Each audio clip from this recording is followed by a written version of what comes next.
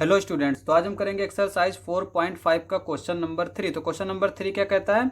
Question number 3 basically हमारा एक practical है। यहाँ पे कहता है इन्वेस्टिगेट, पहला क्या है, use strips and fasteners to make a triangle and quadrilateral. तो यहाँ पे स्ट्रिप्स और फास्टनर्स का इस्तेमाल करके हमें ट्राइंगल बनाना है और क्वाड्रिलेटरल बनाना है। तो यहाँ पे हमने दोनों चीज़ें बना ली हैं। एक तो ये हमारा ट्राइंगल है, यहाँ पे हमने स्ट्रिप्स जो है वो पेपर शीट से बनाया है और ये हमारे फास्टनर हैं। ठीक है, ये हमारा है ट्राइंगल और ये हमारा एक क्वाड्रिलेटरल है।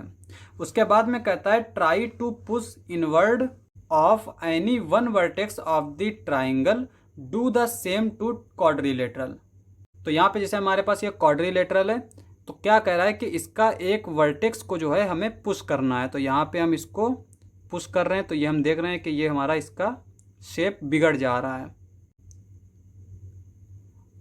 और अगर पुश हल्का सा भी कर रहे हैं तब भी ये शेप हमारा इस तरह से ये बिगड़ रहा है।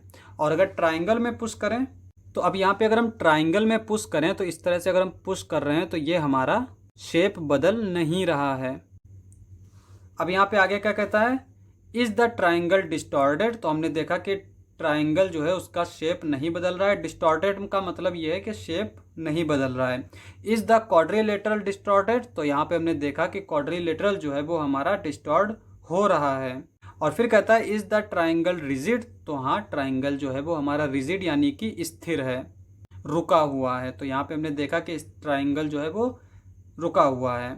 यहाँ पे हम देख सकते हैं कि अगर हम इसको कितना भी पुश करें ये हमारा शेप नहीं बदल रहा है, तो इसका मतलब ये रिजिड है। आगे कहता है why is it that structure like electric towers make use of triangular shape and not quadrilateral. तो यहाँ पे कह रहा है कि जो इलेक्ट्रिक टावर्स होते हैं, जो बड़े बड़े टावर्स होते हैं, कहता है कि वो हमारे ट्राइंगुलर शेप के क्यों होते हैं, क्वाड्रिलेटरल शेप के क्यों नहीं होते हैं।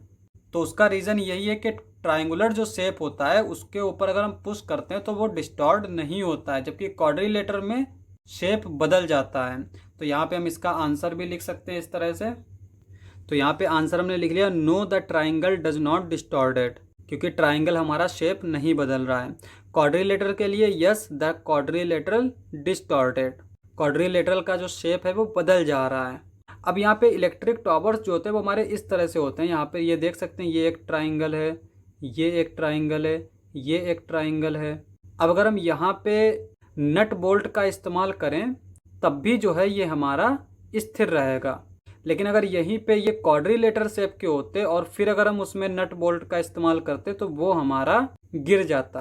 तो यहाँ पे भी आंसर लिखेंगे on moving the ends of the triangular shape it remains the same, that is why structure like electric towers use triangular shape.